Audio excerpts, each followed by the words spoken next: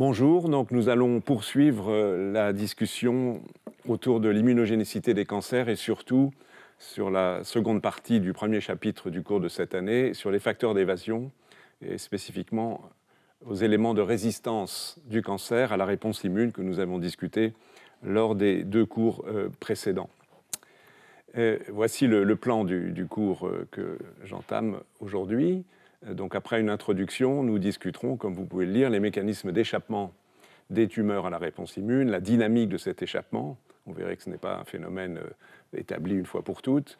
Le rôle des différents composants du micro-environnement tumoral. Vous verrez que nombreux sont ces composants, différents types de cellules en particulier, qu'il y a une place pour l'inflammation, à la fois dans la genèse des cancers et dans la résistance à la réponse immune, les macrophages qui ont un double rôle, favorable et défavorable au contrôle de la tumeur, les polynucléaires neutrophiles, les problèmes liés à la vascularisation et enfin un processus essentiel du développement des cancers qui est le processus métastatique, donc la diffusion à distance de cellules tumorales.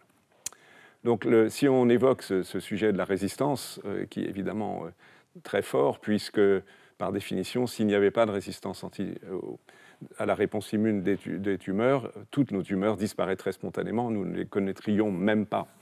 Nous savons, et nous l'avons vu largement, qu'il existe une réponse immunitaire, que celle-ci peut être efficace, qu'elle a souvent besoin d'être aidée, et on y reviendra dans les cours suivants, mais il est important donc d'analyser de façon plus spécifique les différents éléments qui interviennent dans cette résistance, et on va voir qu'elle est multifacette. Un premier aspect concerne, à propos des lymphocytes dont on a vu qu'ils étaient les effecteurs essentiels de l'immunité antitumorale, le fait que l'immunogénicité, c'est-à-dire que la reconnaissance des antigènes tumoraux, peut être inhibée, gênée, soit de façon directe, soit de façon indirecte, on va voir cela. Les inhibitions, les facteurs d'immunosuppression du contexte tumoral peuvent faire en sorte que les lymphocytes soient exclus de la tumeur, ne puissent y pénétrer, soit restent en périphérie, soit complètement absents.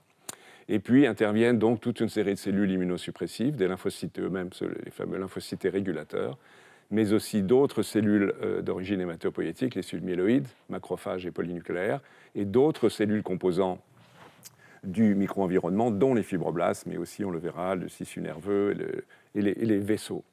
Donc ce phénomène, il est d'une certaine façon, j'ai écrit fréquent sur la diapositive, on peut dire même qu'il est constant, d'une importance variable.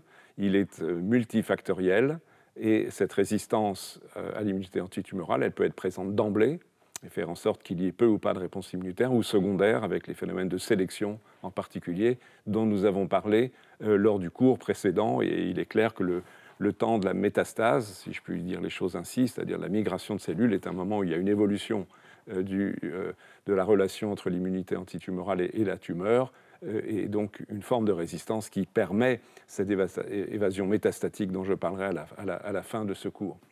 Alors, si on reprend les différents composants cellulaires, ceux qui sont impliqués dans la réponse immunitaire et ceux qui s'y opposent, donc qui font partie de la genèse de la résistance, on va retrouver une constante déjà évoquée dans les cours précédents, c'est l'hétérogénéité que l'on observe à la fois dans le type d'infiltrat et en termes de conséquences de ces infiltrats en fonction des tumeurs. Donc, cette image vous montre qu'en fonction du type de tumeur, vous voyez cancer du sein, mélanome, cancer du pancréas, un certain type de cancer du poumon, cancer du foie, etc., on va retrouver des cellules qui sont évidemment impliquées dans la réponse immunitaire, les lymphocytes T CD8, dont je vous ai abondamment parlé, les structures lymphoïdes tertiaires, dont je vous ai abondamment parlé, et donc le fait ici que les cercles concernant le cancer du sein soient larges indique que ceci a été observé dans un plus grand nombre de patients, comme cela est indiqué ici. Donc clairement, dans le cas du cancer du sein, la présence de ces deux éléments cellulaires de réponse lymphoïde sont favorables, mais sont également présents des lymphocytes régulateurs, assez souvent, et encore plus souvent des macrophages, dont des macrophages ayant le phénotype M2, on y reviendra, un certain type de réponse qui est associé à la résistance antitumorale. Et vous voyez qu'en fonction des tumeurs, les combinaisons sont variables. Si on va au cancer colorectal, contrairement à ce qui se passe pour le cancer du sein, de façon curieuse, on a l'impression que même la présence de lymphocytes régulateurs peut jouer un rôle favorable, même si on ne sait pas de quelle manière, et les macrophages sont plutôt favorables à l'immunité antitumorale, bien qu'il existe parfois des macrophages de phénotype M2 qui soient associés à la résistance. Et à contrario, pour prendre un exemple complètement opposé, évidemment, de mauvais pronostics dans les cancers du rein, même la présence de lymphocytes TCD8 a un impact défavorable, sans que ceci soit clair en termes de mécanisme, ainsi que les lymphocytes régulateurs et ainsi que les macrophages. Et donc, vous voyez que les panoramas sont assez différents en fonction de type de cancer. Donc, stricto sensu, si on veut discuter de la résistance des tumeurs à la réponse immune, il faudrait le discuter tumeur par tumeur. Et évidemment, cela dépasse le cadre de ce cours, mais il est important de garder en tête cette réserve. Donc les facteurs pronostiques prédominants sont d'un côté la qualité des réponses immunes, au sens de reconnaissance et de mise en jeu de molécules effectrices, et à contrario de molécules inhibitrices, et interviennent à côté l'angiogenèse, c'est-à-dire la façon dont les vaisseaux se développent au sein de la tumeur. On va voir que les conséquences sur le développement tumoral et sur l'inhibition de la réponse immunitaire sont importantes, et le stroma, c'est-à-dire le reste du tissu qui est présent autour des cellules tumorales, mais aussi donc autour des cellules du système immunitaire. Et de façon assez simple, on peut considérer que sont de mauvais pronostics une réponse immune faible, on l'a largement débattu déjà, le fait qu'il y ait une angiogenèse importante, et on va voir pourquoi, et un stroma aussi très développé avec la présence de différents types de cellules et aussi de fibrose, par exemple, qui joue un rôle défavorable, on va le voir ainsi. Et on peut espérer que par la meilleure connaissance de ces différents facteurs qu'on va analyser plus en détail dans quelques minutes, on puisse à l'avenir mieux cibler les thérapeutiques, les adapter. On verra quelques pistes qui pourraient être envisagées pour agir sur ces différentes composantes. D'un côté, renforcer les réponses immunes, lever les inhibitions, on en a déjà parlé, mais agir sur l'angiogenèse, agir sur le stroma. Alors cette introduction nous conduit donc à évoquer maintenant de façon plus précise ces mécanismes d'échappement tumoral, et avec une constante que l'on retrouve déjà évoquée à propos de la réponse immunitaire elle-même lors d'un cours précédent, c'est qu'un élément de complexité supplémentaire, en plus des différences entre types de tumeurs, c'est que même au sein d'une même tumeur, et a fortiori au sein d'une même tumeur d'un même individu, il peut y avoir une hétérogénéité.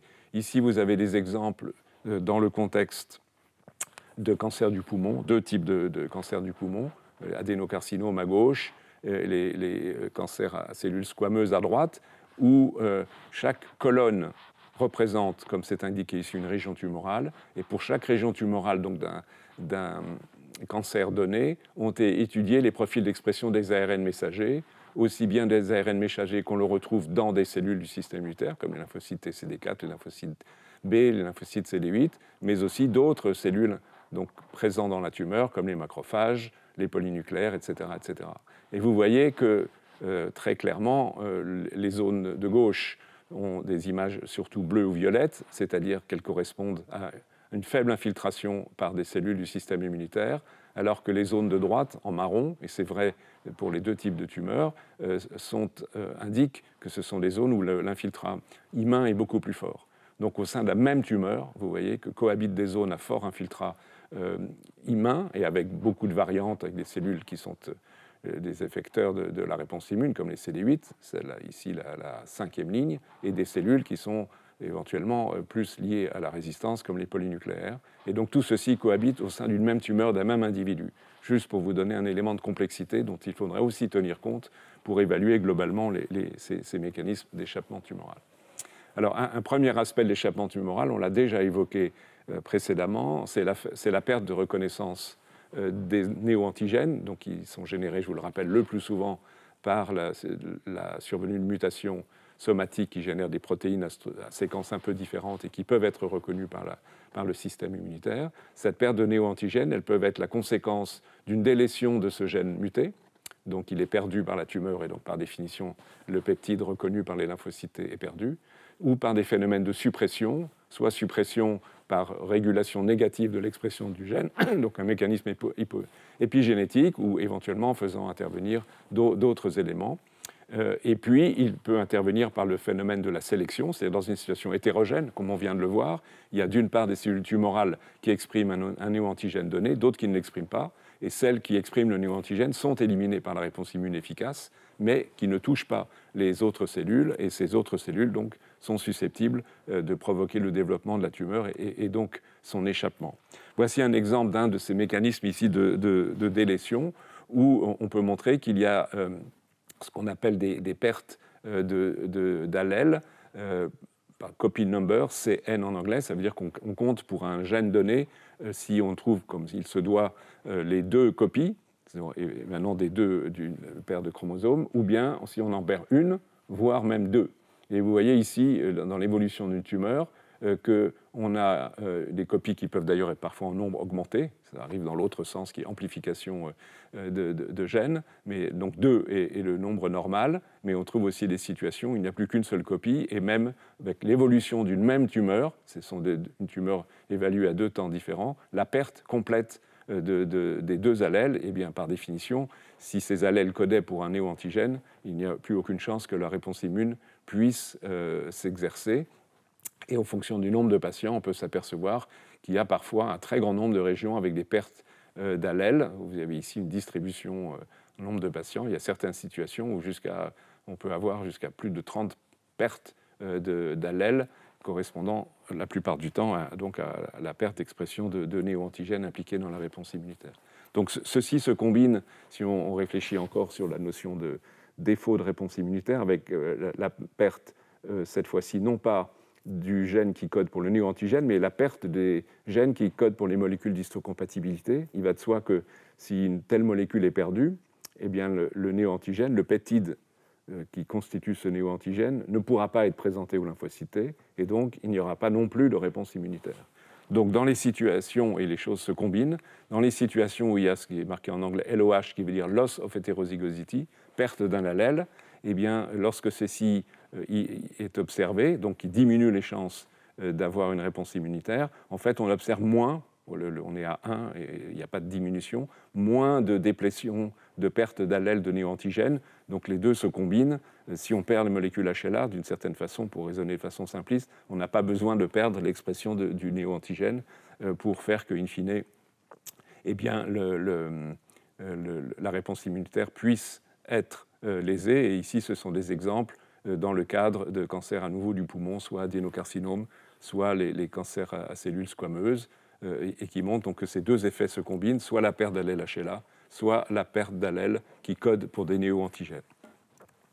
Et donc, globalement, si on fait le sommaire, la synthèse de ces données, on a perte d'allèle codant pour des néoantigènes, perte éventuellement d'expression des molécules HLA, ou bien, ce n'est pas indiqué sur cette diapositive, suppression de l'expression, blocage de l'expression, qui peut être par exemple lié à des phénomènes de méthylation des gènes qui font qu'ils ne puissent pas être exprimés, mais évidemment la résultante est la même, que le gène soit perdu ou que l'expression du gène soit perdue. Dans les deux cas, le néoantigène ne sera pas exprimé.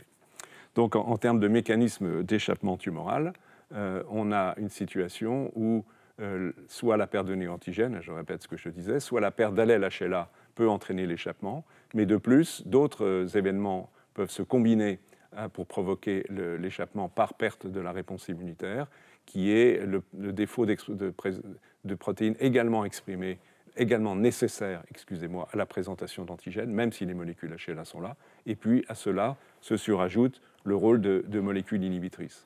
Et à partir de toutes ces notions, sans entrer dans trop d'éléments de détail, on peut calculer, par exemple, des scores d'évasion immunitaire. Donc, évidemment, si on perd beaucoup de néoantigènes, s'il y a une perte d'allèle HLA, s'il y a une perte d'autres molécules impliquées dans la réponse immune, et si, au contraire, s'expriment des molécules inhibitrices, on peut sommer ces données et voir dans quelle mesure elles impactent le pronostic. Et c'est ce qui est montré ici dans cet exemple, où c'est la survie sans maladie, sans cancer de patients, où sont poolés un grand nombre de tumeurs, de différents types dans ce cas-là. Évidemment, il faut aussi mener ce type d'analyse tumeur par tumeur. On a vu les hétérogénéités.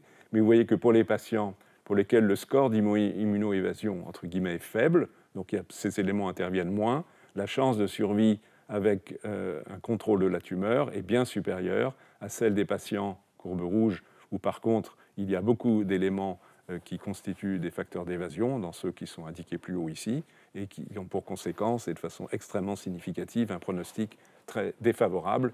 Donc c'est une façon de montrer par cette très forte corrélation qu'effectivement, la perte de reconnaissance ou de reconnaissance de néoantigènes par les lymphocytes T au sein d'une tumeur, ou l'inhibition de cette fonction par des molécules inhibitrices, ou plus exactement encore la conjonction des deux, est de pronostic défavorable. Et donc évidemment, c'est encore une autre façon de dire que la réponse immune est importante et que ceci ouvre des pistes, dont on discutera plus tard, d'actions possibles pour régénérer, entre guillemets, au moins dans une certaine mesure, lorsque cela est possible, une réponse immunitaire contre la tumeur. Donc on peut illustrer ce que je viens de vous dire avec ce petit schéma où vous avez en haut une situation où à la surface de la cellule tumorale, il y a une diminution du nombre de molécules HLA. Donc diminution du molécule HLA a pour conséquence le fait qu'un lymphocyte T donné reconnaissant un peptide donné présenté par une molécule HLA donnée, ici de classe 1, ne trouvera pas sa cible, et donc la tumeur ne pourra pas être reconnue et pourra proliférer. Donc ceci s'observe encore une fois, en particulier par des pertes d'allèles HLA. Et ici, autre circonstance où par contre, il n'y a pas de perte des molécules HLA, elles sont présentes. Les lymphocytes T, ça c'est le bon versant des choses, peuvent être activés et une forte réponse immunitaire peut être observée. Et on va voir dans un instant que de la diversité, on peut avoir un facteur d'évaluation de la diversité des peptides que les molécules HLA de classe 1 peuvent présenter pour un individu donné, et que meilleure est cette diversité, meilleure est la chance d'une forte réponse, et donc meilleur est le pronostic de la réponse immunitaire. Donc une composante non négligeable de l'échappement tumoral en termes de défaut de réponse immunitaire se joue autour de l'expression des molécules HLA et de leur capacité d'association à un plus grand nombre de peptides. On reviendra sur ce point.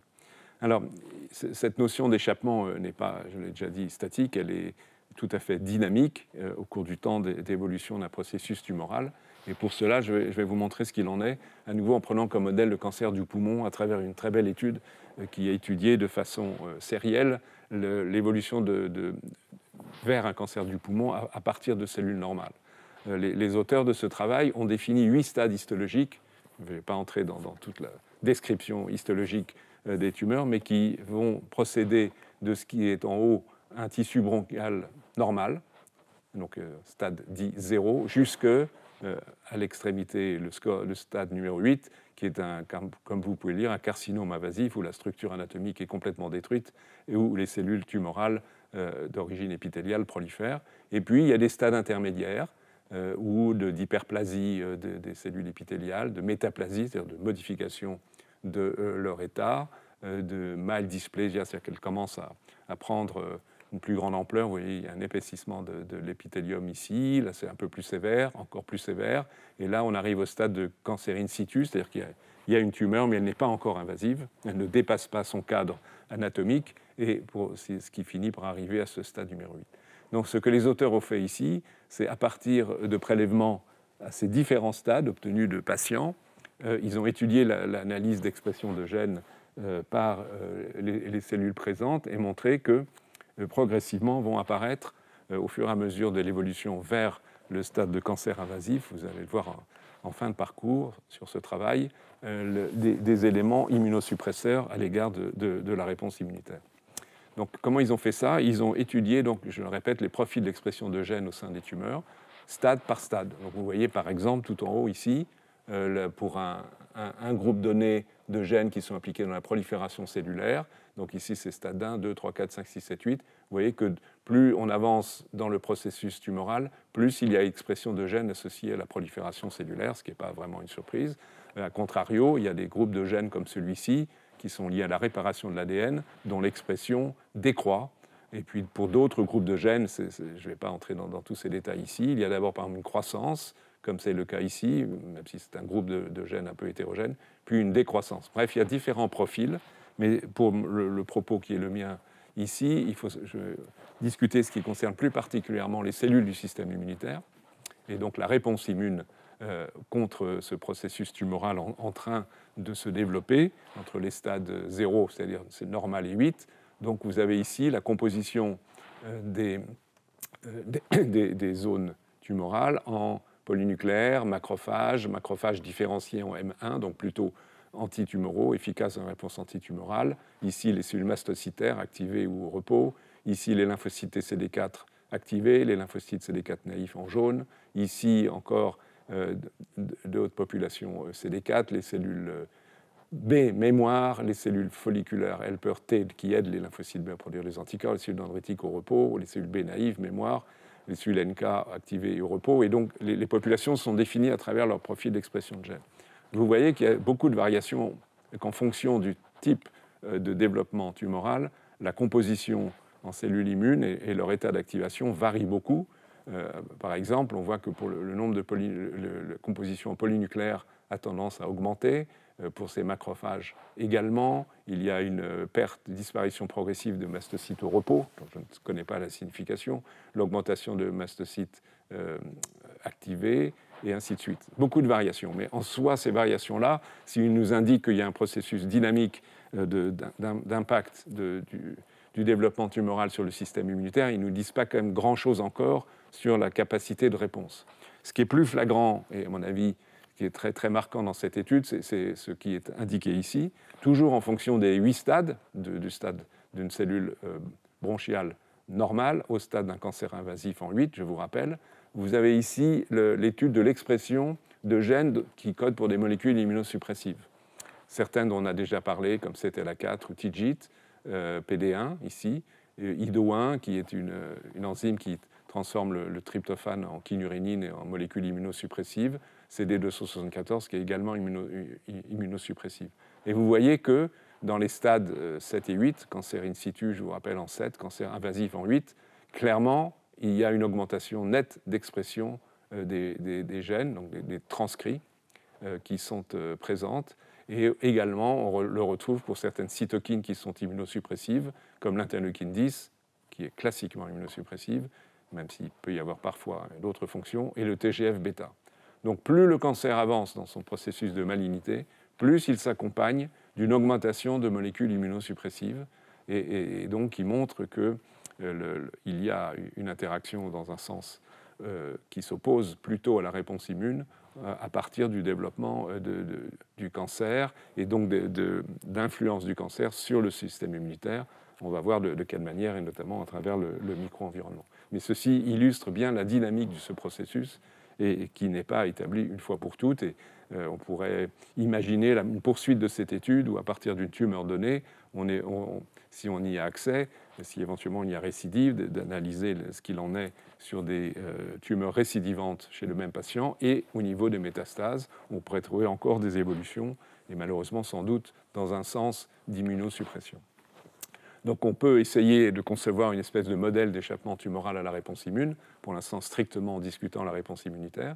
Donc dans des étapes précoces de l'oncogenèse, il y a un événement favorable à la réponse immune qui est, je le répète, on en a déjà beaucoup parlé, le fait que des mutations génèrent de néo-antigènes susceptibles d'être reconnus par les lymphocytes CD8 et CD4 dans une certaine mesure, que donc cela va engendrer une réponse immune plus ou moins efficace, mais qui peut avoir comme conséquence de sélectionner des cellules résistantes parce qu'elles n'expriment pas, par exemple, tel ou tel néo-antigène, et donc favoriser la prolifération des lésions précancéreuses ou cancéreuses plus agressives et qui n'expriment pas donc, des néo-antigènes reconnus par des lymphocytes T.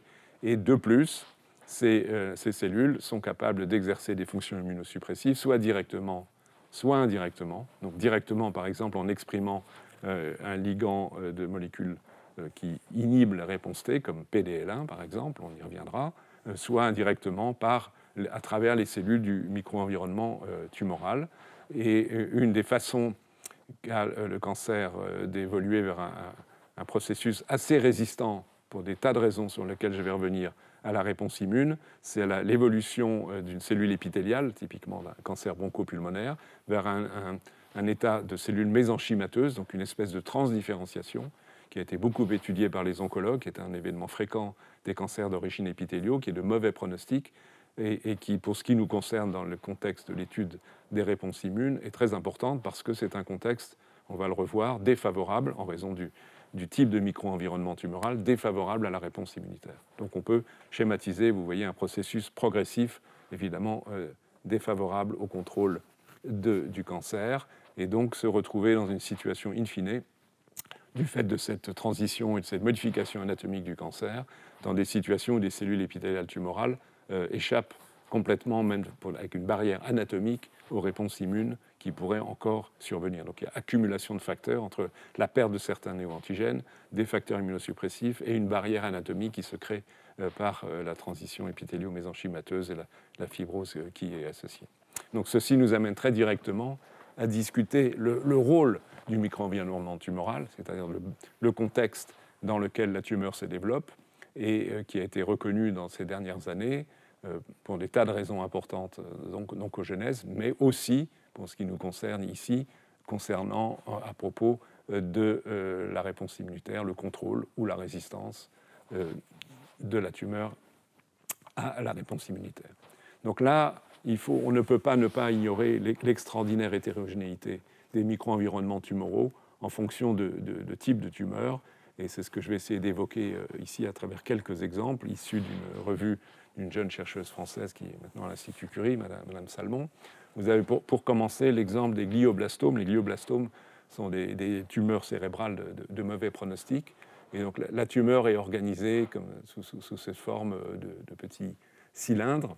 Et vous pouvez voir, vous avez la légende en bas à droite ici, que sont présents évidemment quelques cellules du système nerveux, sont présents en petite quantité des macrophages, en rose ici, et présents en petite quantité, très petite quantité des lymphocytes, donc les cellules susceptibles d'être impliquées dans une réponse immune. Donc l'espèce de carte d'identité de présence de cellules du système immunitaire dans cette tumeur, c'est qu'en rouge, quand c'est rouge, c'est qu'il y a beaucoup de cellules. Il y a relativement beaucoup de macrophages qui peuvent avoir un rôle favorable ou défavorable, on va le revoir, à la réponse immune antitumorale. Il y a très peu de lymphocytes T.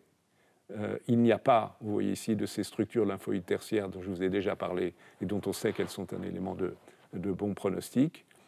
Il n'y a pas un grand développement de la matrice extracellulaire, c'est-à-dire de la façon dont les fibres de collagène et d'autres tissus s'organisent autour de la tumeur. Et il y a peu aussi d'éléments de production d'anticorps, de lymphocytes B produisant des anticorps. Donc voilà à peu près un profil schématique de glioblastome, en sachant en plus qu'il y a évidemment des variations individuelles. Si on regarde maintenant ce qu'il en est pour les mélanomes, vous voyez que l'image est complètement différente.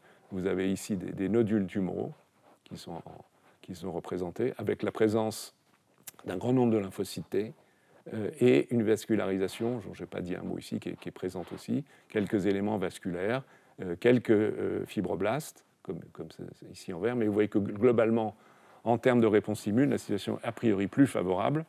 Il y a des macrophages, beaucoup de lymphocytes T, donc ça on sait que c'est favorable. Il peut y avoir des structures lymphoïdes tertiaires. Il y a une matrice extracellulaire qui est un peu plus développée, ça c'est pas forcément un élément favorable, on y reviendra.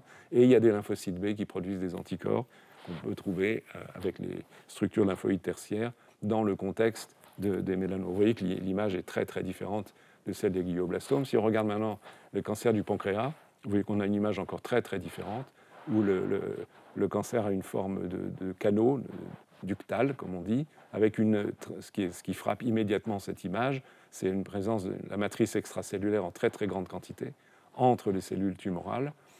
Il y a présence de macrophages, il y a un peu de lymphocytes T, schématisé ici, donc beaucoup de matrices extracellulaires et guère de réponse B, pas non plus de structure lymphoïde tertiaire. Vous pouvez concevoir assez aisément que dans un tel contexte, avec une fibrose qui caractérise cette matrice extracellulaire, c'est que l'accessibilité des cellules tumorales aux lymphocytes T est réduite. Et donc évidemment, ceci est un facteur d'échappement tumoral très important lié au micro-environnement, en sachant que cette matrice extracellulaire, elle est produite par les fibroblastes, donc les cellules qui sont ici imagées en petite, presque pas tout à fait ellipse verte. Autre exemple, ici, les cancers du poumon dont j'ai parlé à l'instant. À nouveau, le cancer apparaît sous forme de canaux de cellules bronchiques. Il y a un certain degré de matrice extracellulaire, plus souvent que dans d'autres formes de tumeurs, on trouvera des macrophages, des lymphocytes, des structures lymphoïdes tertiaires qui peuvent être plutôt de bon pronostic, et même des lymphocytes B. mais un certain degré quand même donc, de matrice extracellulaire qui sépare potentiellement les cellules du système immunitaire des cellules cancéreuses. Et enfin, pour terminer, à titre d'exemple, évidemment, il pourrait y en avoir beaucoup d'autres à discuter. Cancer du rein, on a une situation qui est complexe avec l'empilement des cellules tumorales, la présence vasculaire relativement importante, des fibroblastes, quelques lymphocytes T potentiellement, quelques lymphocytes B, mais encore une fois, une structure qui n'est pas extrêmement favorable au développement in situ d'une réponse immunitaire. Il n'y a pas de structure lymphoïde tertiaire, par exemple, et donc on sait que c'est une forme de cancer, a priori de relativement peu, pas très bon pronostic, même si l'immunothérapie peut avoir ici un bénéfice. Donc, si on reprend les éléments que j'ai évoqués à travers ces exemples de tumeurs, donc l'hétérogénéité, elle est fondée sur l'organisation de la tumeur, qui peuvent être en paquets cellulaires ou en tubes, en canaux, on l'a vu, évidemment, qui favorisent ou non leur accessibilité aux cellules du système immunitaire. Donc la relation entre tumeurs, à travers ces mutations, ces néo-antigènes et sa capacité de présenter des antigènes aux lymphocytes T. L'importance de la fibrose de la matrice extracellulaire, j'en ai dit un mot en signalant par exemple que c'était très marqué dans le cadre du cancer du pancréas, ici, à titre d'exemple. La composition donc des cellules de cet micro-environnement, les fibroblastes, très importants puisque ce sont ces cellules qui produisent la matrice extracellulaire, mais aussi les péricytes où sont les vaisseaux, les cellules endothéliales des vaisseaux, dont on va voir qu'elles ont des capacités d'induire des phénomènes d'immunosuppression très très forts. Et puis bien sûr la composition en cellules immunes, celles qui sont favorables à la réponse immune anti-cancer, lymphocytes T, CD8 en particulier, mais d'autres moins favorables, lymphocytes T régulateurs et les macrophages qui sont capables d'agir dans les deux sens en fonction de leur programme. Donc si on reprend l'action de ces différents types de cellules au sein, et de quelle façon ces cellules peuvent moduler la réponse immunitaire au sein du tissu tumoral, les fibroblastes en premier, qu'est-ce qu'ils sont capables de faire? Comme vous pouvez le lire, ils constituent, à travers la production de la matrice extracellulaire, ils constituent, et c'est un élément essentiel, une barrière physique que ne peuvent pas franchir ou très difficilement franchir les lymphocytes T, et donc qui est un élément majeur de cette réponse immune, ou de cette difficile réponse immune, pardon. Il module aussi la perméabilité vasculaire, parce que là aussi, le dépôt de la matrice extracellulaire module considérablement la vascularisation, la contraint, et fait en sorte que, par exemple, l'afflux de cellules du système immunitaire peut être réduit. Ces cellules sont par ailleurs capables de produire directement des éléments immunosuppresseurs, comme les prostaglandines, PGE2, comme l'oxyde nitrique, NO, ou comme la cytokine IL-6, qui a un effet pro-inflammatoire mais immunosuppresseur, qu'on a déjà vu, par exemple, être présente en grande quantité dans les cancers du poumon au stade de cancer invasif. A contrario, montrer que les choses ne sont pas univoques, les fibroblastes peuvent produire des chemokines comme CCL2 qui attirent des cellules du système immunitaire, encore que CCL2 joue un rôle favorisant l'afflux de monocytes, dont le rôle peut être soit protumoral, soit antitumoral. Donc les choses ne sont pas à nouveau univoques. Si on commence à s'intéresser aux vaisseaux, on n'est pas parlé jusque-là, et je vais y revenir dans un peu plus de détails dans un instant.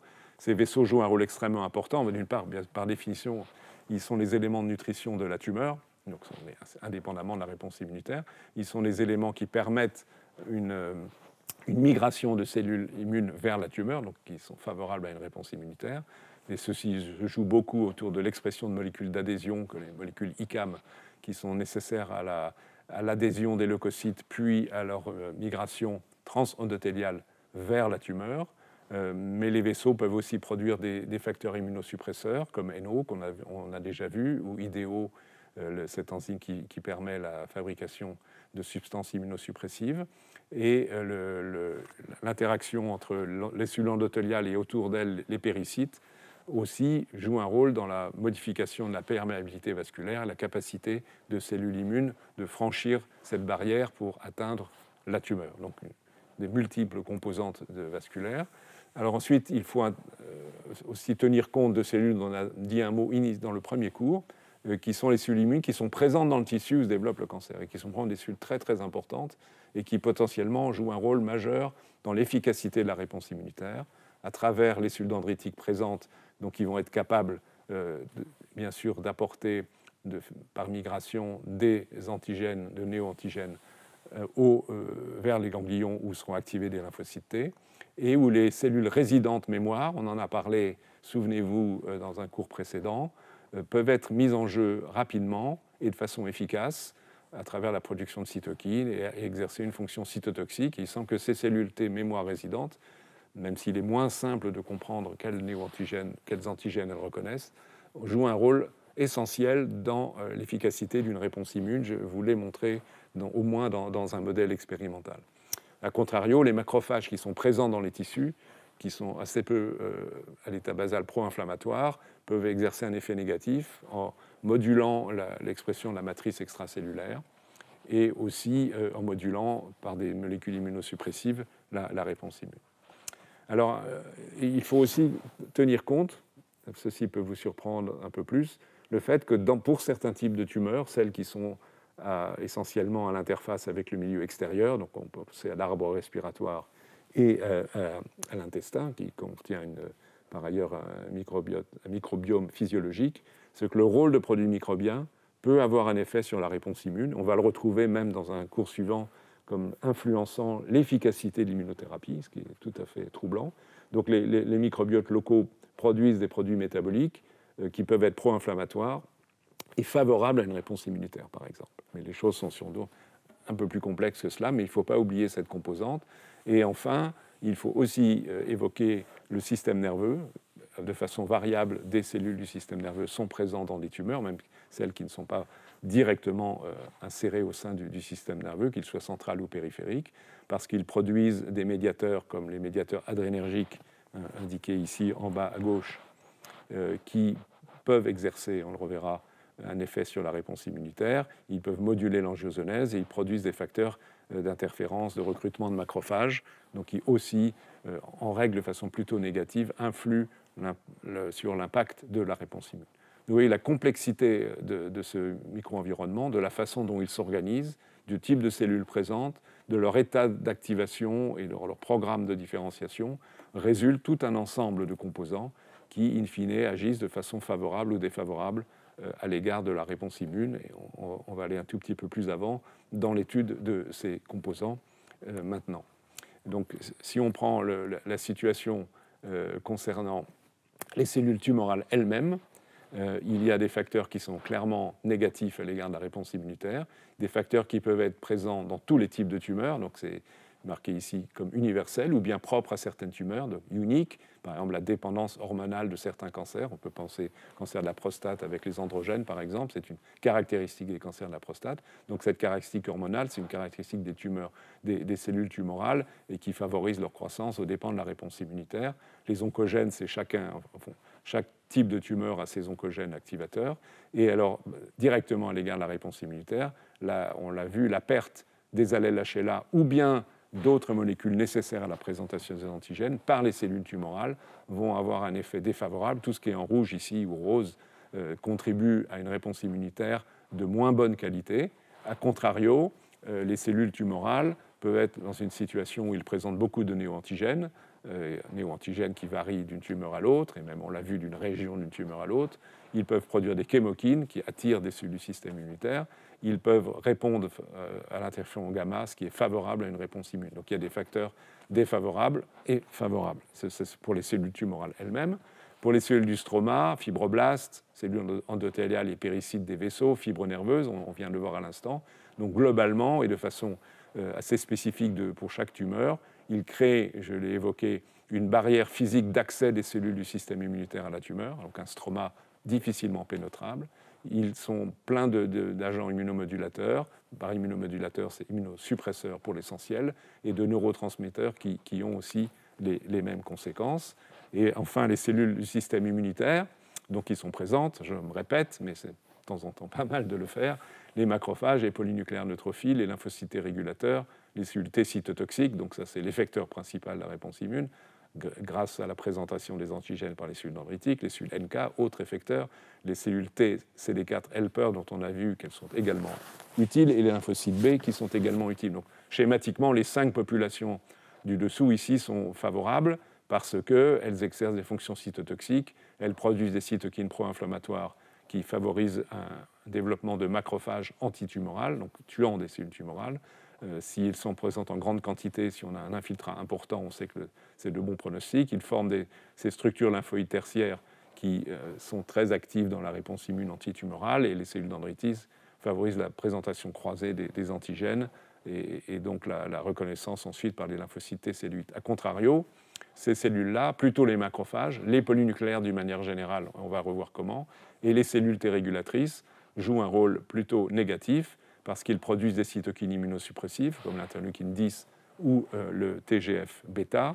Ils modifient le métabolisme qui est défavorable au développement, par exemple à l'expansion des cellules T nécessaires à la réponse immune.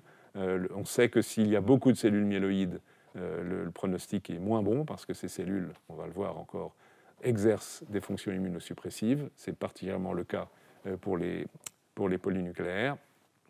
Et il crée cet état dont on a beaucoup discuté dans le cours précédent, je vous en rappelle, d'épuisement, d'exhaustion des lymphocytes effecteurs qui ne deviennent plus capables d'exercer leurs fonctions effectrices à l'égard des cellules tumorales. Voilà.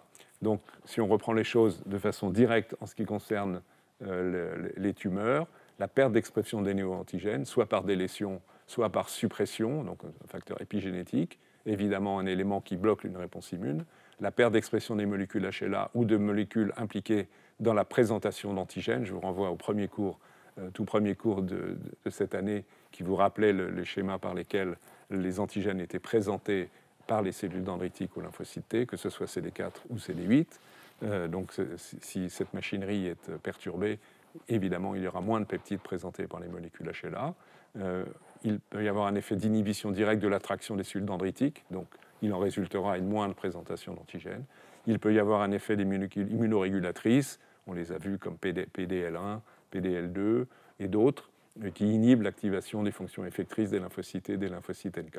Et puis encore, c'est un cas particulier pour les cancers de l'ovaire, qui produisent à leur surface des grandes quantités de mucine, qui à nouveau constituent une barrière anatomique qui empêche l'interaction avec les cellules du système immunitaire. Donc voilà au moins 5 types de mécanismes partagés de façon variable par différents types de tumeurs qui exercent un effet immunosuppresseur direct dans le contexte du développement de la tumeur.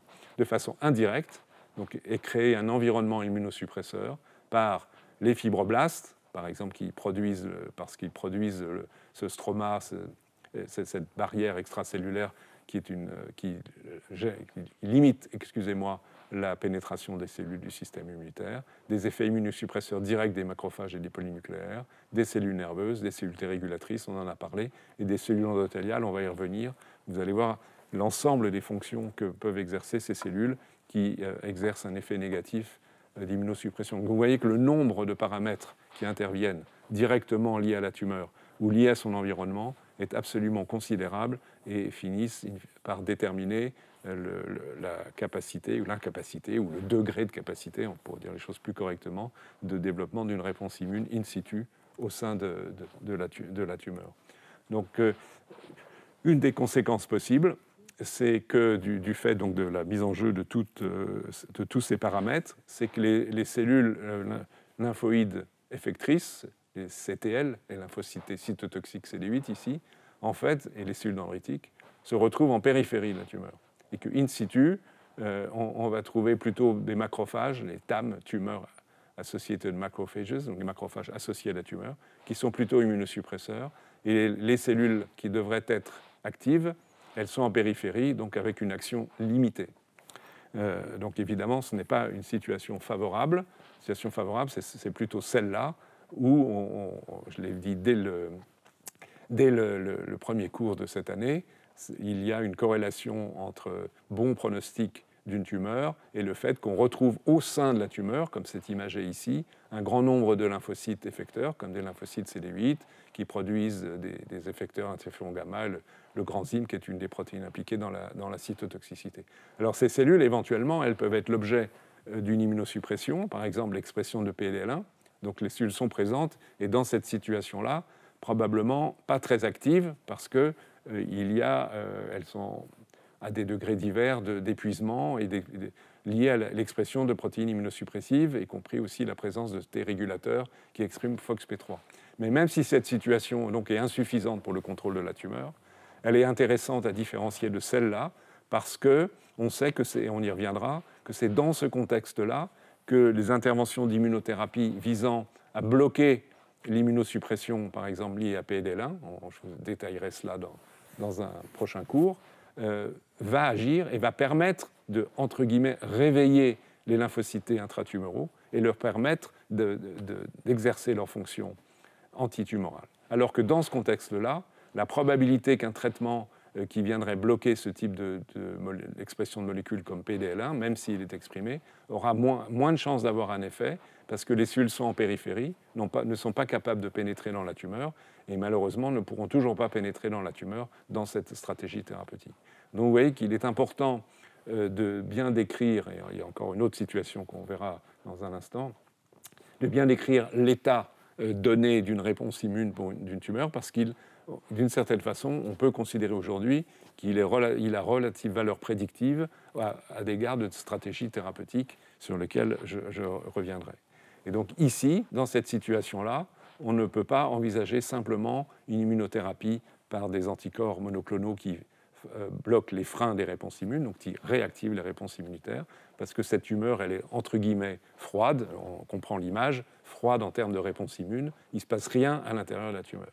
Donc, si on veut arriver à développer des thérapeutiques fondées sur la mise en jeu d'une réponse immune efficace contre la tumeur dans un tel contexte, il va falloir trouver d'autres stratégies. Certaines sont évoquées ici. Par exemple, essayer d'entraîner une inflammation au sein de la tumeur, peut-être par un effet de l'irradiation, par une vaccination in situ qui provoque un afflux de cellules du système de l'immunité innée, activer les récepteurs de l'immunité innée comme les Toll-like récepteurs, qui pourrait favoriser un infiltrat de cellules inflammatoires et par ce biais engendrer une réponse immunitaire, induire par d'autres molécules l'expression d'agents de co-stimulation des lymphocytes, une capacité de pénétration, ou encore agir en inhibant les fonctions suppressives des macrophages qui sont présents dans la tumeur.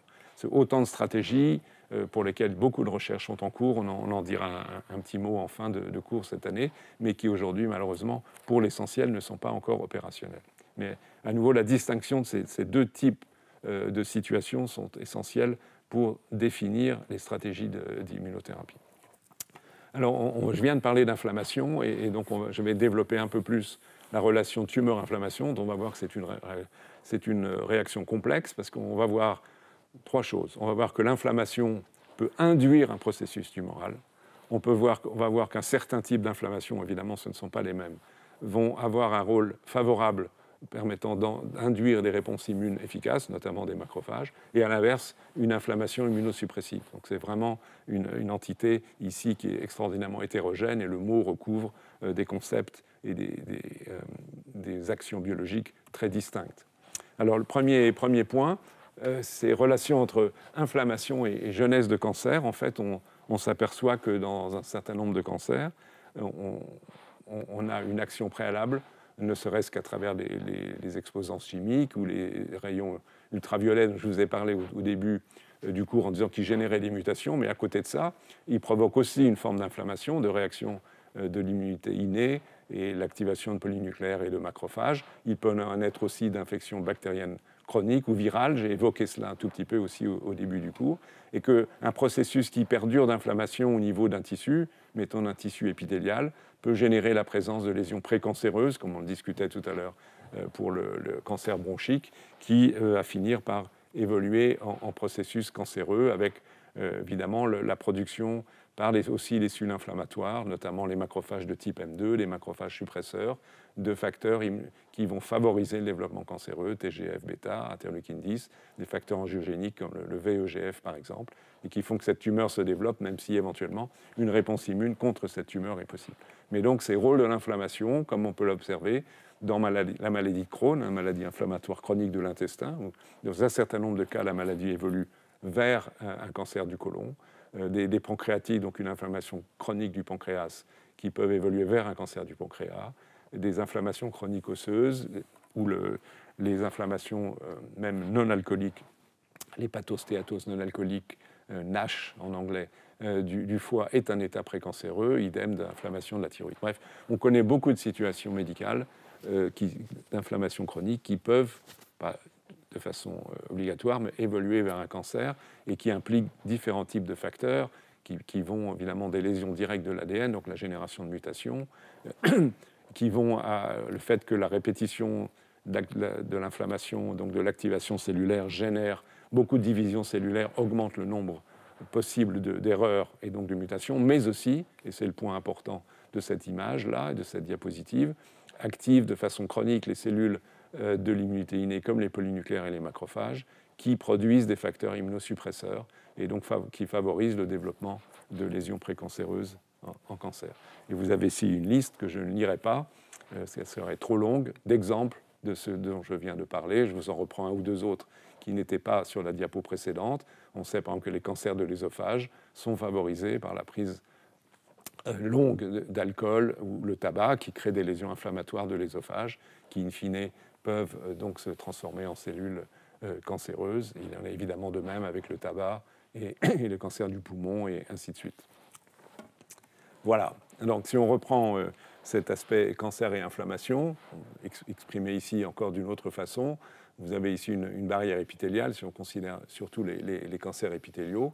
Cette barrière peut être modifiée, soit par des états pro-inflammatoires comme l'obésité, dans une certaine mesure l'âge, qui est favorable à cela, donc qui crée du stress, une activation de l'immunité innée et des processus oncogéniques, et une évolution vers un processus cancéreux, mais aussi une activation de réponse immune. Les choses ne sont pas univoques. La réponse immune peut être générée par cette inflammation et la mise en jeu d'éléments qui sont essentiellement défavorables, la survie des cellules cancéreuses, associée à un processus d'angiogenèse nécessaire à leur vascularisation, la fibrose dont on a vu qu'elle jouait un rôle important pour freiner la réponse immune de ces lymphocytes, et puis l'évolution en épithélio-mésenchymateuse qui, elle aussi, est défavorable à la réponse immunitaire.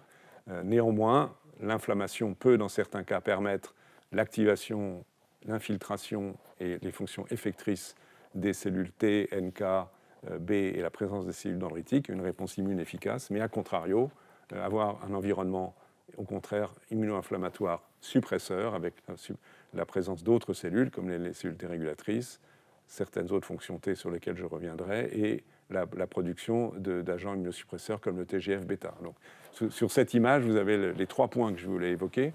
Le fait que l'inflammation peut favoriser le développement d'une tumeur, que l'inflammation peut être favorable au développement de la tumeur ensuite en étant immunosuppressive à certains types d'inflammation, et qu'à contrario, au contraire, d'autres types d'inflammation favorables à l'activation des cellules dendritiques notamment, va permettre une réponse immune relativement efficace.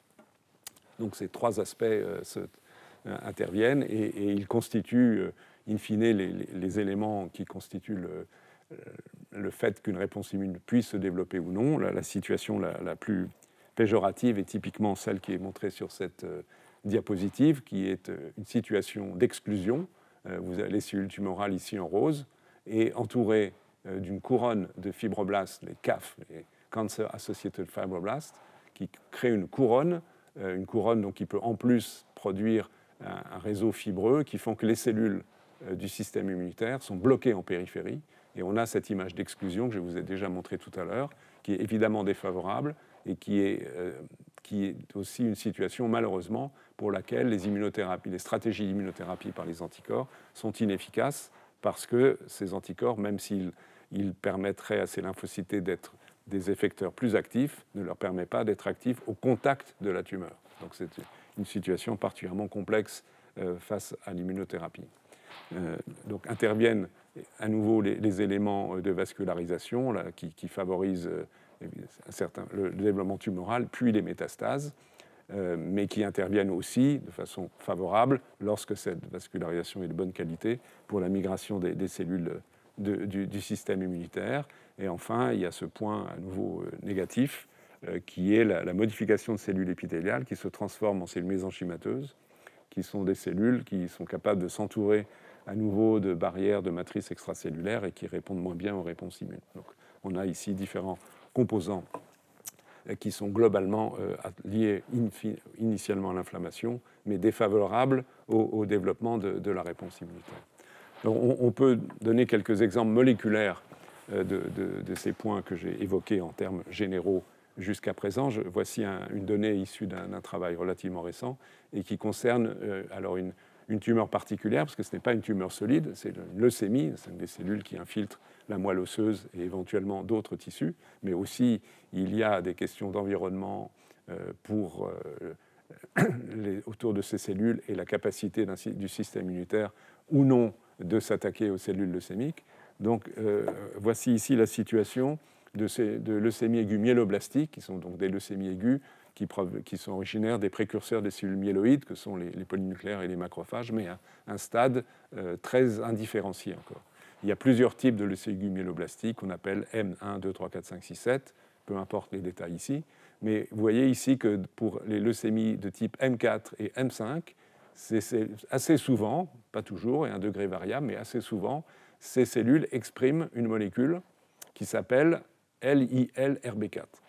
Qu'est-ce que c'est qu'LILRB4 on va voir dans un instant ses conséquences, mais retenons pour l'instant donc que c'est un type de tumeur qui exprime une protéine particulière à sa surface. Et on peut montrer qu'elle joue un rôle sur la migration de cellules leucémiques, parce que si on inactive l'expression de cette molécule, LILRB4-KO, donc la situation d'inactivation, eh bien la capacité de migration des cellules est réduite, donc, ce qui est déjà un premier élément.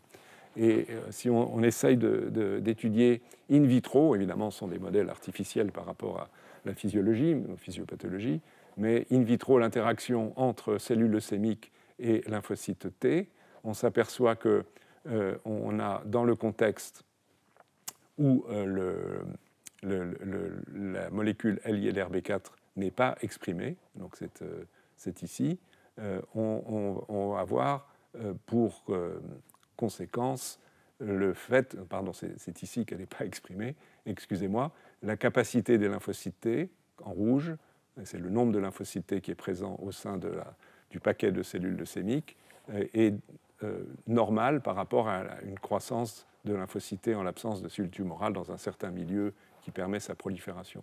Mais si les cellules leucémiques expriment bien la molécule LIRB4, donc c'est la situation en noir, eh bien la prolifération des lymphocytes T est bloquée. Vous voyez, donc contact entre des lymphocytes T et une tumeur qui exprime tumeur leucémique myéloblastique qui exprime LILRB4, pas de prolifération T, donc la capacité de cette molécule de bloquer la prolifération des lymphocytes T, qui est restaurée si les cellules tumorales n'expriment pas LILRB4 par modification génétique. Donc voilà un facteur d'environnement lié à l'expression d'une molécule par la tumeur qui inhibe de façon puissante l'activation des lymphocytes T. Et le mécanisme est supposé être celui-ci, et probablement juste. LILRB4 est une molécule membranaire qui s'associe à une apolipoprotéine, qui s'appelle l'apolipoprotéine E. Et lorsque cette interaction survient, elle active une voie de signalisation qui passe par une phosphatase qui s'appelle SHIP2, le facteur de transcription NF-κB, qui induit la production par la cellule leucémique, le myéloblaste, d'une molécule l'arginase dont on sait qu'elle a une action immunosuppressive, et aussi de facteurs liés aux plasminogènes qui ont pour conséquence de diminuer l'activation des lymphocytes. Arginase est encore une fois une molécule immunosuppressive, donc réduit la prolifération des T, comme on l'a vu dans la diapo précédente, et augmente la capacité des lymphocytes, la capacité de la tumeur, la capacité des myéloblastes à proliférer dans un environnement qui est plus favorable. Donc voilà typiquement un exemple, c'est un exemple parmi beaucoup d'autres, mais cette protéase libère les cellules, le passage, si je puis dire, des cellules dans l'environnement, en l'occurrence essentiellement de la moelle osseuse, et inhibe une fonction des lymphocytes susceptibles de bloquer la prolifération des myéloblastes. Donc c'est un exemple de molécule parmi beaucoup d'autres qui favorise l'évasion d'un cancer, en l'occurrence ici d'une leucémie aiguë myéloblastique. J'ai déjà beaucoup parlé de macrophages. Je pense qu'il faut continuer à en parler parce qu'ils sont présents en grand nombre. Ce sont les macrophages associés aux tumeurs. Et je l'ai déjà évoqué, mais on va le revoir maintenant avec un peu plus de détails. Ils exercent plusieurs types de fonctions favorables ou défavorables à la prolifération tumorale. Voici la situation favorable, schématisée ici, où vous avez donc un contexte de tumeur où, à partir de cellules stressées qui libèrent des signaux de danger ou d'un certain degré de mort cellulaire, l'activation possible des cellules dendritiques, s'il y en a à proximité, et le recrutement de lymphocytes T qui vont être efficaces et vont permettre la régression tumorale. Et dans ce contexte-là, les macrophages, vous avez ici en jaune un macrophage, il peut être activé par l'interféron dont je vous ai déjà parlé, et l'interféron gamma et aussi les interférons de type 1, et être dans un état que l'on qualifie de plutôt M1, où ils produisent toute une série de cytokines qui sont favorables. Donc, à nouveau, on retrouve les interférons. Ils expriment très bien les molécules d'histocompatibilité qui favorisent l'activation de la réponse immunitaire. Et d'autres, ils produisent des chémokines qui recrutent encore d'autres molécules utiles à la réponse immunitaire. Donc ça, c'est une situation où les macrophages contribuent à l'immunité antitumorale. Et par eux-mêmes, comme je vous l'ai montré dans un cours précédent, ils vont être capables de tuer, de phagocyter directement ou indirectement avec l'aide d'anticorps des cellules tumorales. Donc ça, c'est le rôle favorable des cellules macrophagiques au sein d'une tumeur.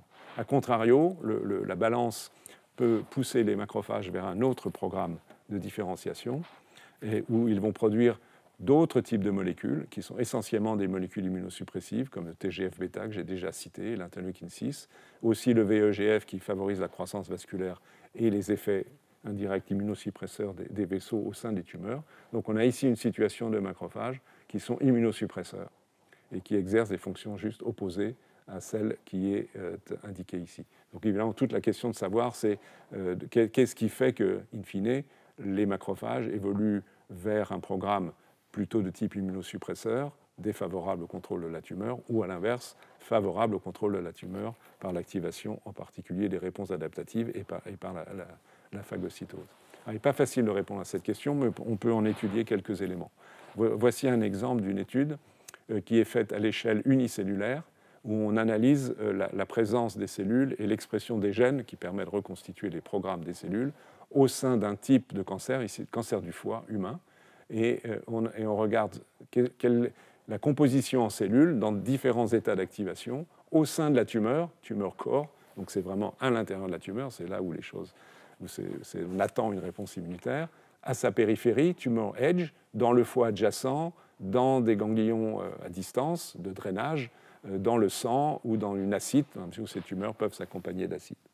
Et donc évidemment, l'image la plus intéressante, enfin la plus représentative, mais évidemment il est pertinent de comparer aux autres situations anatomiques, c'est celle du tumor corps, donc au sein de la tumeur. Et on voit la cartographie ici, et que plus les petits rectangles sont rouges ou marrons, plus cela veut dire que la population donnée est présente. Et vous pouvez voir que si on, dans le contexte de la dernière colonne ici, sans regarder tous les différents paramètres de cellules dans telle ou telle situation, eh bien on retrouve en marron foncé ici des cellules CD8 qui expriment la molécule PD1 et qui correspondent à des cellules T épuisées. Donc ça, c'est une situation d'une tumeur au sein duquel il y a des lymphocytes T, donc où il n'y a pas eu une exclusion, comme on l'a vu tout à l'heure, mais des lymphocytes T qui ne sont pas fonctionnels. Et au sein de la même tumeur, et cette fois-ci on s'intéresse aux macrophages, c'est cela dont je veux vous parler, on trouve certaines populations de macrophages, la troisième ici, celle-ci à nouveau, ou encore celle-là, et ces macrophages expriment tel ou tel type de gène, ou de cellules dendritiques ici, et donc parmi tous ces macrophages intratumoraux, on a la présence d'un certain profil de réponse macrophagique. Et on va voir que ce profil macrophagique est un profil immunosuppresseur.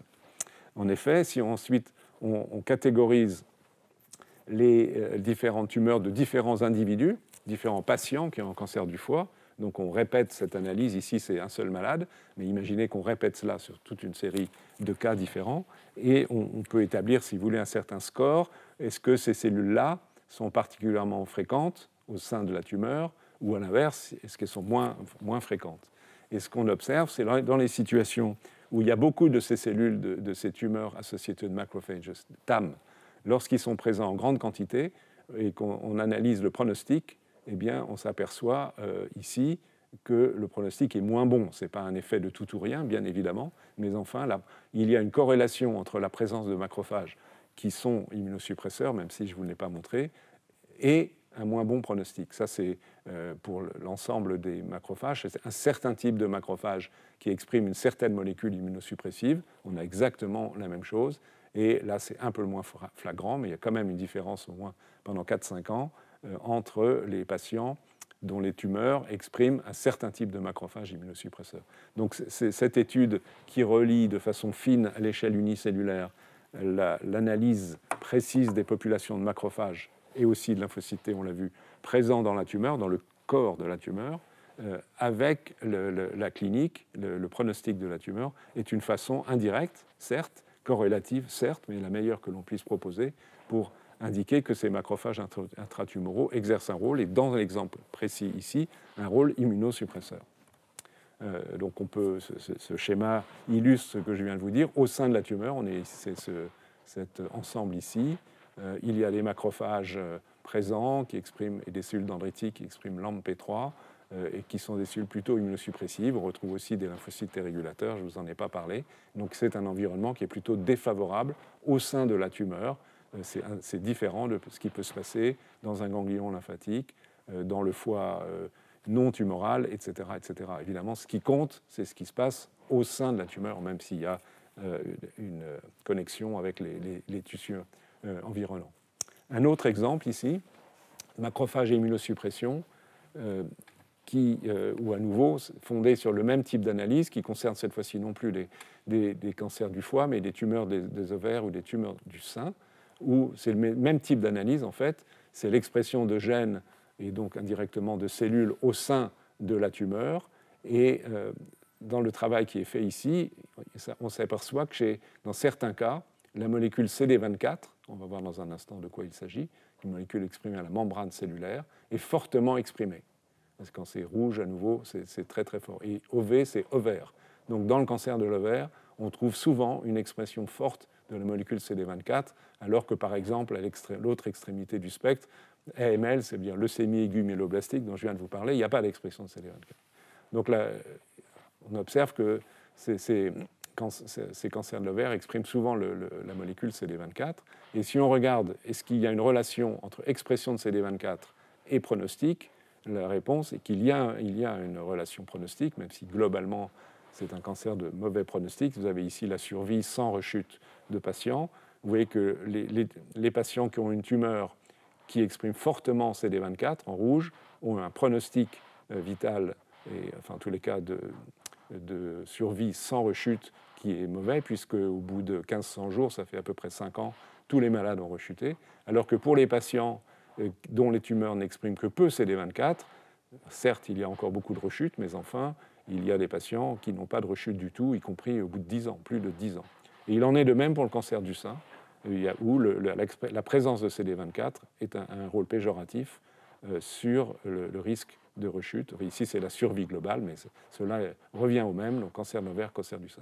Donc, comment cette molécule CD24, exprimée à la surface de la cellule tumorale, exerce un effet défavorable.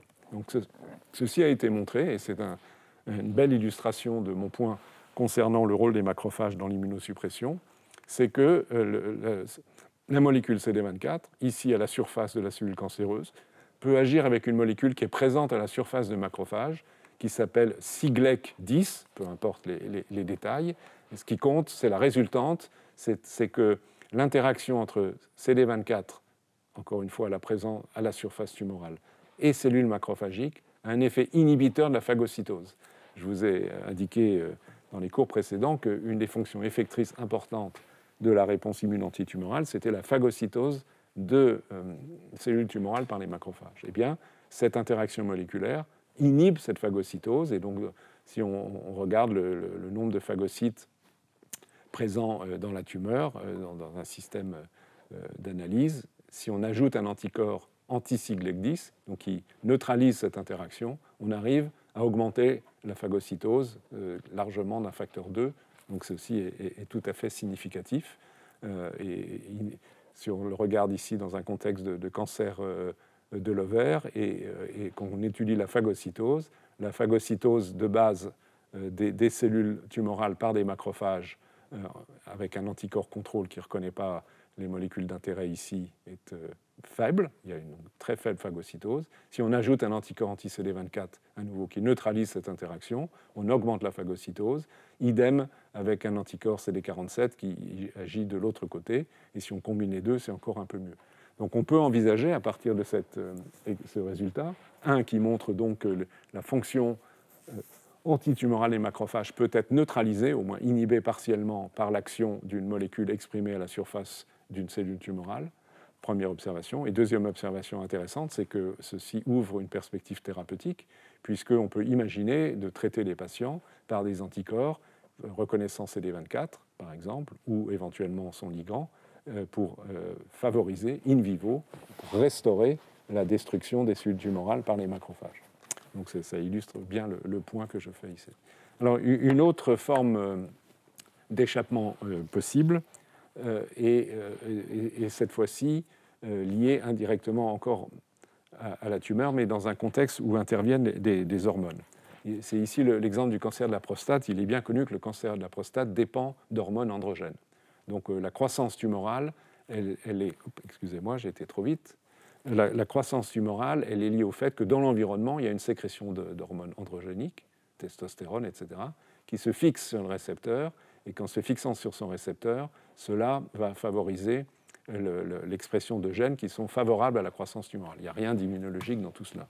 Il est bien connu que dans l'évolution des cancers de la prostate, eh bien, une forme de traitement, c'est de bloquer la production des androgènes, donc une castration chimique, l'administration d'anti-androgènes, et donc il y a moins d'androgènes ou presque plus d'androgènes au contact des cellules tumorales, et de ce fait, la croissance tumorale stoppe.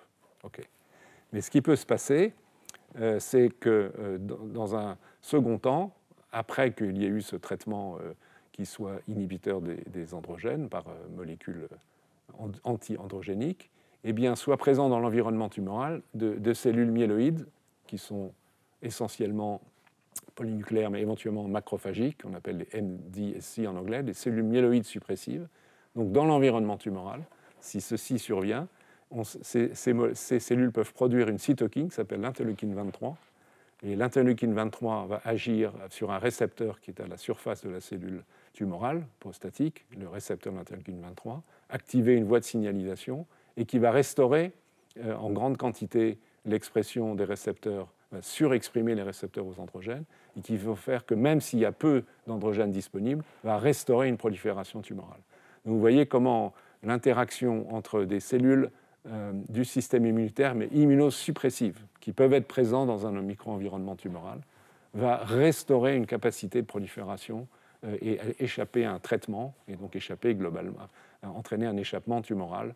Donc l'effet négatif de cette forme d'immunosuppression. Alors voilà pour les macrophages. Je pense qu'il est aussi important de parler des polynucléaires neutrophiles, dont on va voir qu'ils jouent un rôle important et plutôt négatif dans la réponse antitumorale. On sait que sous l'effet de cytokines comme le GM-CSF, qui sont produits parfois dans l'environnement tumoral, par les macrophages entre autres, il peut y avoir à la fois un recrutement de polynucléaires, une attraction, même si ça interviennent aussi des chémokines, une activation de polynucléaires, et ces polynucléaires activés vont avoir une action qui, pour l'essentiel, est de nature immunosuppressive, donc être un frein à la réponse immunitaire. Ceci est montré de différentes manières. Vous avez ici l'exemple du rôle d'un transporteur membranaire d'acide arachidonique, de lipides, donc on est lié au médiateur lipidique, qui s'appelle FATP2, qui est codé par le gène dont vous avez le nom ici, mais en soi pas très intéressant.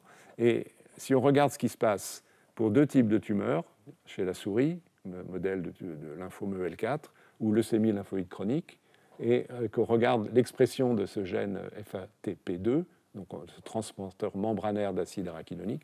Je vous montrerai après comment ça fonctionne. Vous voyez que par rapport à une situation contrôle, dans la tumeur, cette molécule est fortement exprimée. Il en est de même ici dans la leucémie lymphoïde chronique. Donc c'est une tumeur, excusez-moi, une protéine qu'on trouve dans la tumeur.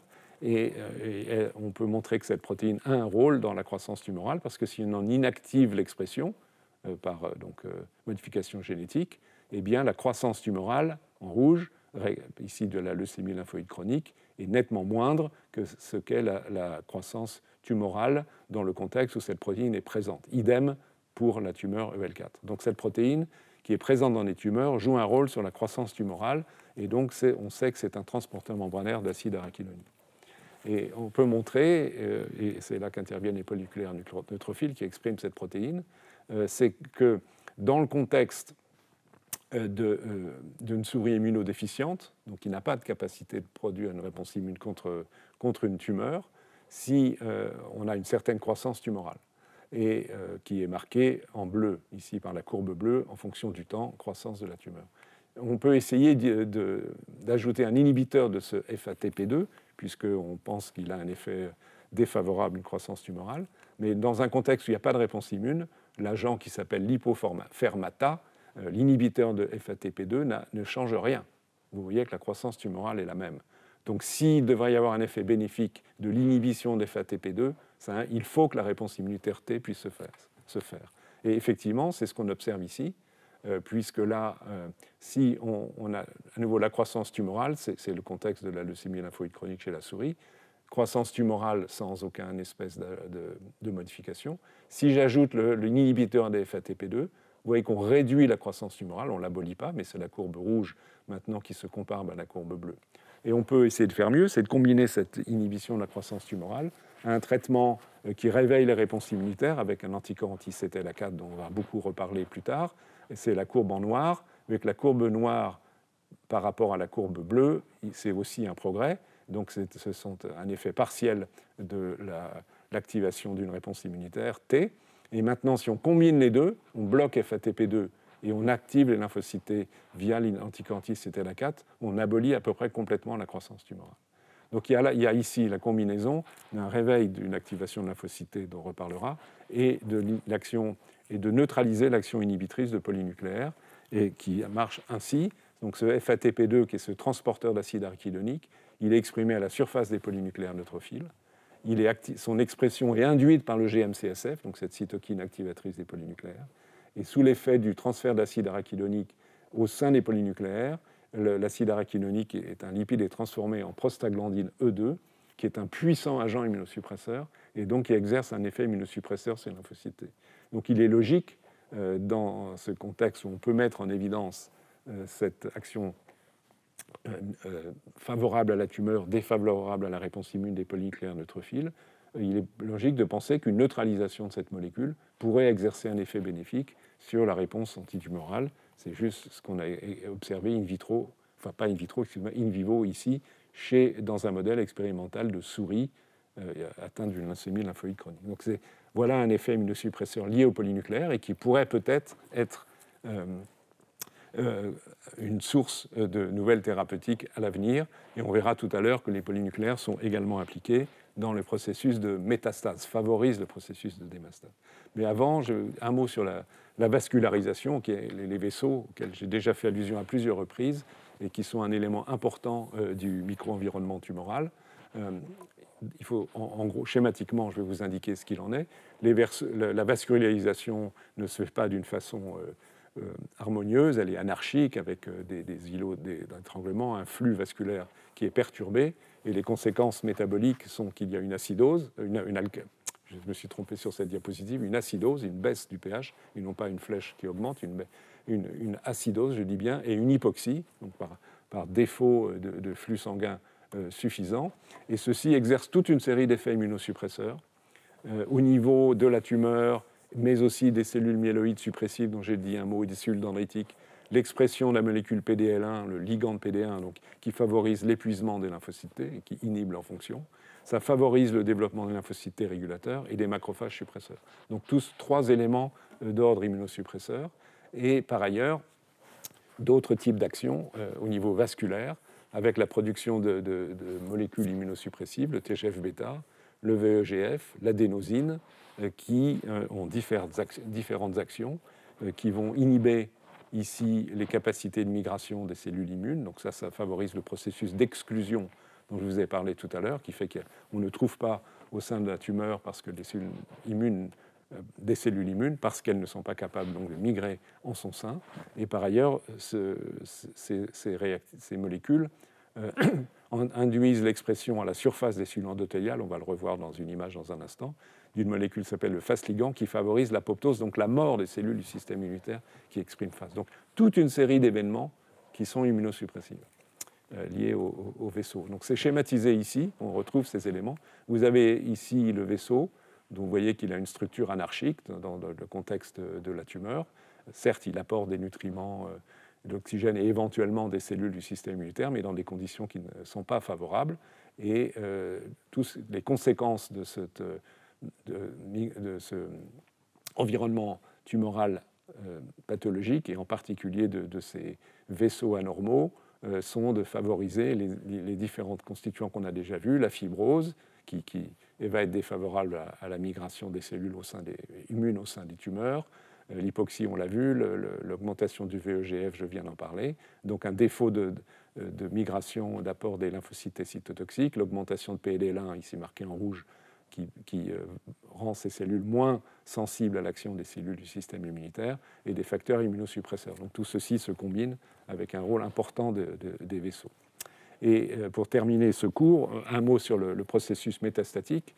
Le processus métastatique, c'est un aboutissement très important du processus tumoral, puisqu'ils sont responsables de la plupart des décès de cancer, avec l'apparition de métastases dans différents tissus, les os, le foie, le poumon, quel que soit le cancer original. Et ce qui se passe, c'est qu'il y a une évolution génétique et épigénétique du clone original, et qui se différencie avec différentes fonctions et différentes capacités, dont certaines vont permettre à la cellule tumorale de migrer. Et ces modifications, elles sont donc pour l'essentiel intrinsèques, donc génétiques, modification de gènes, épigénétiques de la régulation de l'expression de gènes, mais aussi évidemment, ce peuvent être des modifications du milieu de la tumeur qui vont favoriser le fait qu'elle puisse à un moment migrer et quitter leur lieu original. On retrouve dans cette discussion du processus de métastase cette notion d'équilibre dont je vous ai parlé initialement au début du cours de cette année, entre d'un côté le fait qu'une réponse immune peut être efficace, donc éliminer une cellule tumorale, et à contrario un échappement total. Et que souvent, pendant très longtemps, il y a une forme d'équilibre instable qui s'établit entre une réponse immune partielle qui limite la tumeur et donc la croissance tumorale. Et le processus métastatique peut résulter donc de modifications qui font que cet équilibre est rompu et que des cellules vont migrer et échapper à une réponse immunitaire. Et donc, je vous ai déjà montré cette diapo où des modifications génétiques, ici elles sont multiples, c'est augmentation du patrimoine génétique total, délétion d'un morceau de chromosome, mutations supplémentaires, permettent à ces cellules d'acquérir des propriétés nouvelles et de sortir de cet état semi-dormant. Et on l'observe, par exemple, ça a été assez bien décrit pour les cancers du sein, où les métastases peuvent survenir après un très grand nombre d'années, où il y a pendant très longtemps un petit nombre de cellules restent non proliférantes, quiescentes, éventuellement associées avec un infiltrat humain qui en limite le développement. Et puis, un jour, si je puis dire, après une modification, donc ces cellules migrent et disséminent. Et interviennent toute une série de facteurs dans cette réémergence tumorale au moment du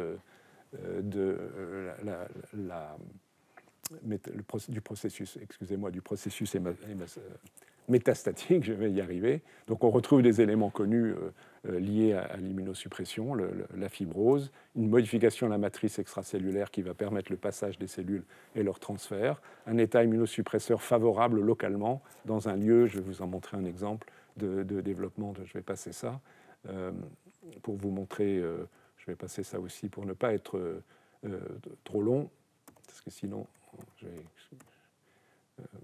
d'une manière générale, sans vous donner tous les détails, par exemple, on peut montrer que le risque de métastase est lié, d'une part, en fonction du temps. Plus le temps passe, le risque est relativement diminué, mais la dimension de la métastase initiale joue un rôle. Et les deux éléments importants, c'est le score humain et la capacité d'immunoediting, c'est-à-dire le fait qu'il y ait eu sélection de lymphocytes T, de cellules tumorales qui résistent à la réponse immunitaire, mais c'est un témoin direct qu'il y a eu une réponse immunitaire. Si on a un score humain fort, c'est-à-dire beaucoup de lymphocytes, beaucoup de cellules immunes efficaces au sein de la tumeur, et il y a eu un processus d'immunoediting, donc d'élimination de cellules tumorales reconnues par des néoantigènes, le risque de métastase est faible. Et à contrario, ce qui fait sens, si le score humain est plus faible, moins de lymphocytes présents, effecteurs, et moins d'immunoediting, qui est un marqueur indirect d'une réponse immune moins forte, même si l'immunoediting est une protection de la tumeur contre la réponse immune, plus le risque de métastase est élevé, donc avec une rupture de la balance que je vous ai indiquée tout à l'heure. Et pour terminer, un mot à nouveau sur les polynucléaires qui semblent jouer un rôle important dans le processus métastatique. Lorsque les polynucléaires sont activés, une de leurs propriétés est de projeter des éléments qu'on appelle les NETs, Neutrophil Extracellular Traps, qui est une matrice d'acide nucléique sur laquelle sont présents toute une série de protéines. Vous avez ici l'image de ces NETs qui sont projetés par les polynucléaires. C'est ce qu'ils font dans un contexte infectieux. Mais il est possible que ces NETs jouent un rôle dans le processus métastatique, donc les polynucléaires associés à la tumeur, parce qu'ils produisent une série d'enzymes, de protéases, qui peuvent dissocier la matrice extracellulaire et permettent donc la libération et la migration de cellules, et aussi inhibent des dégradent des protéines qui bloquent la prolifération cellulaire, comme une molécule TSP1, et activer des intégrines qui favorisent la migration. Donc une série d'éléments qui font passage et créent une situation de force mécanique favorable à la prolifération cellulaire et à la migration. Donc ça, c'est un élément possible. Et l'autre intervention qui a été envisagée des polynucléaires, curieusement, c'est qu'ils servent de transporteurs pour les cellules tumorales. Donc il a été montré que l'association entre les polynucléaires et les cellules tumorales dans la circulation pouvait favoriser les métastases vers les poumons. On sait que les poumons sont un des lieux privilégiés de survenue de métastases. Et cela se passe ainsi. Donc, si par exemple un cancer des cellules, cancer du sein, et il y a une interaction possible entre ces cellules envers les polynucléaires et les cellules tumorales en train de proliférer à travers des molécules dont je vais vous parler dans un instant et la libération de cytokines qui favorisent cette migration. Donc, les données cliniques qui vont en ce sens, et la corrélation entre l'observation dans les tumeurs de clusters de polynucléaires et de cellules tumorales. On sait que ceci est de mauvais pronostic dans les cancers du sein, et que parce que expérimentalement, il a été montré que ces duos cellulaires pouvaient migrer, et donc que d'une certaine façon, les polynucléaires servaient de façon étonnante à transporter les cellules cancéreuses qui se développent en métastase au niveau du poumon. Ici, ça vous est montré dans un modèle expérimental chez la souris, où on compte le nombre de polynucléaires dans les poumons en situation, ça ce sont des souris sans cancer, ici ce sont des souris avant métastase, et dans un contexte de métastase, il y a un beaucoup plus grand nombre de polynucléaires. Alors, ça ne suffit pas à démontrer qu'ils ont eu un rôle, mais si on modifie ces souris de telle manière qu'elles n'expriment pas le GCSF, qui est un facteur de croissance qui est nécessaire à la production des polynucléaires, donc dans la pratique, chez ces souris-là, il n'y a plus guère de polynucléaires, eh bien, dans ce cadre-là, on va retrouver, et c'est ici, vous voyez, il n'y a plus de polynucléaires, pratiquement, et on va retrouver que le nombre de métastases, de nodules de tumeurs dans le poumon, est infiniment supérieur à ce qu'il est dans des souris où il n'y a pas de polynucléaires neutrophiles. Donc le défaut en polynucléaire réduit le nombre de métastases pulmonaires. Donc c'est l'argument expérimental pour penser que les polynucléaires jouent un rôle dans ce transport des cellules potentiellement métastatiques, en l'occurrence ici le cancer du sein, vers le poumon. Aussi, on peut montrer que le traitement in vitro des cellules cancéreuses dans un milieu conditionné de polynucléaires, donc par des substances fabriquées par les polynucléaires, augmente les métastases pulmonaires, c'est ce qui est observé là, et on peut montrer que ce milieu contient des lipides que l'on appelle des leucotriènes, leucotriène TB4 en particulier, et que l'effet de l'addition de ces leucotriènes a le même effet de migration. Ceci est observé in vivo, et que si on bloque la production de ces leucotriènes, on bloque la survenue de métastases pulmonaires de cancer du sein. C'est cette image-là qui le montre, mais le résultat est celui-là. Donc le mécanisme précis, de quelle manière les leucotriènes agissent dans le contexte du processus métastatique, pour l'instant cela n'est pas connu, mais à nouveau ce type de résultat est intéressant parce qu'il offre une possibilité thérapeutique de neutralisation de ces leucotriènes comme peut-être agent réducteur du risque de métastases pulmonaires.